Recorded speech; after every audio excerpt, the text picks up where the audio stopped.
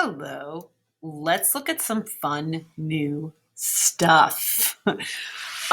There is something new in Adobe Illustrator 2021 that I think you guys are going to really enjoy. One of which is going to do something like this, where you can repeat objects around a circle. You can adjust the circle. You can adjust how they overlap. You can adjust how many copies there are of the object that is repeating.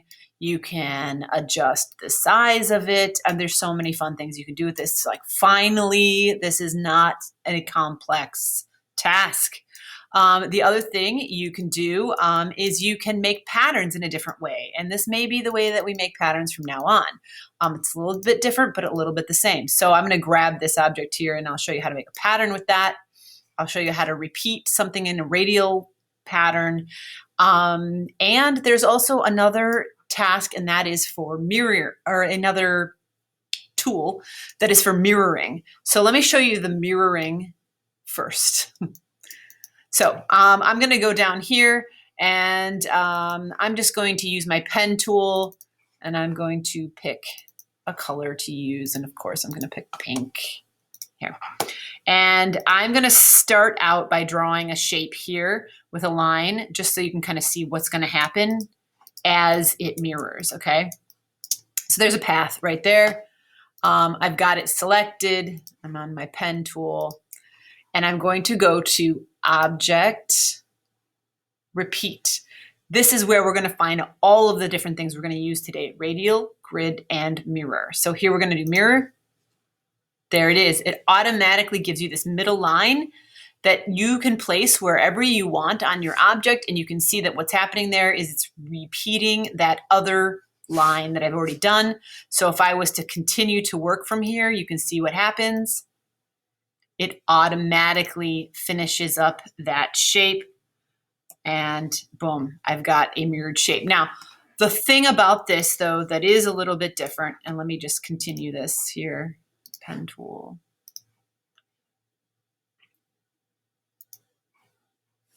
Is if I was to edit this, I cannot edit this right-hand side. I have to edit this original side in order for it to do anything.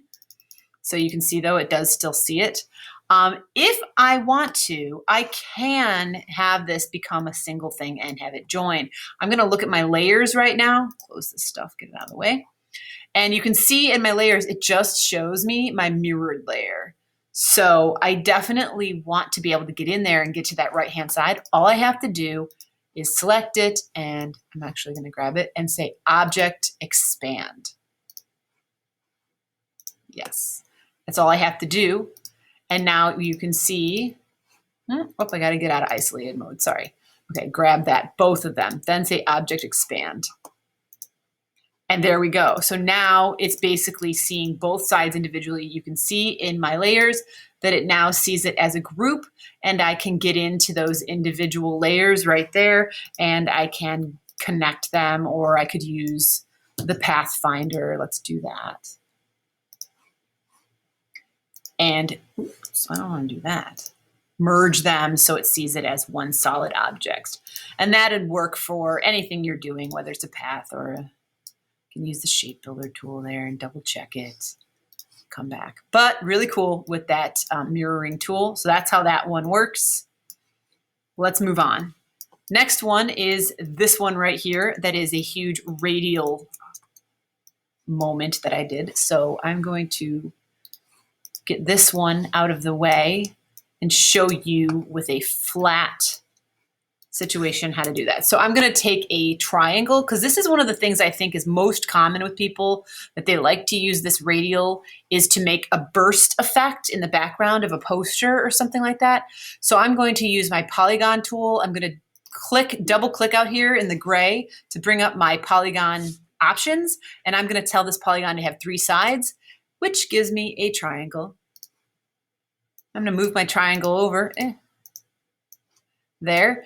And I'm just going to make this into kind of like a really big ray that, I'm going to move all the rest of the stuff out of the way, that when pulled across my piece would go from edge to edge if this spun around. So it should, in theory, give me a big burst effect here. So what I'm going to do is, I'm going to pull this past this main point a little bit there. Take this, I'm going to fill it with the color. And I am going to say object, repeat, radial. And you can see what happens as I zoom out there. It automatically pops this into a radial shape based on the way that the shape is sitting.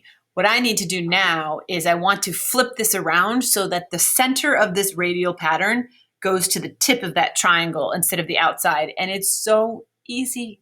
All I need to do is double click on one of these shapes. So I'm just going to double click on a shape and literally spin it around. Boom. That is it. Now, when I go and click on this, get out of this isolated mode, and if I click on this again, you can see here now I have some choices. I can spin this, that brings it closer or further out from each other, so I can have these points meet exactly in the middle. I can also, over here on the right-hand side, give it more or less.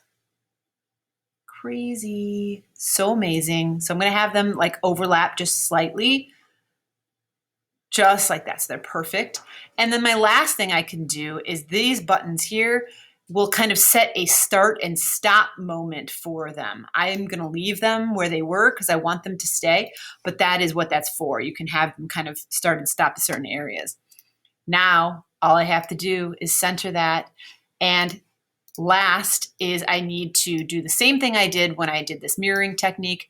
I need to expand this because if you look in your layers, you'll notice right now it just says radial. So I'm going to click on this and I'm going to say object expand. Yes. And boom, there's in my layers. There they are, all the individual triangles.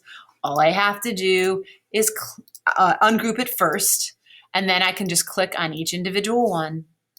And I can change their colors, and I can make myself have a whatever I want kind of, oops, I had an isolated layer there. I can have whatever color combination I want for all the different triangles. I can stop going into isolated layers for myself. Right? So easy. Click. The stinking isolated layer.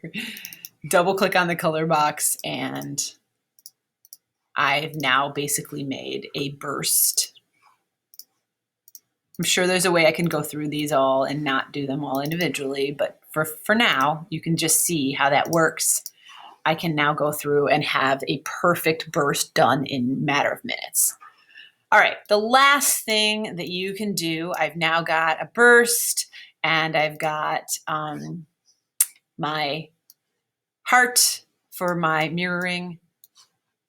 And the last thing is I've made this cute little mushroom because I want to show you how I can make a pattern with this. It's a little bit different than the normal way that we've been making patterns.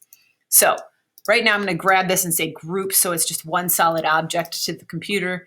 And traditionally we would say object, pattern, make, right? And that would give us this pop-up window here. Oh, it can't do it because it has a pattern inside of it. But like if I was to take an image like this and I said object, pattern, make, it would give us this pop-up window. It would show us the pattern, show us the different choices we had for the pattern. We could set it and get it going. It would be great. It's not a bad thing. It saves it in your swatches and it works just fine. But this new method is really, really cool, I think. So I'm going to try to do this with this shape here. Object. I wonder if it's also because it has a pattern in it. Let's try it with this one instead. Object. Yep. Object, repeat, and grid.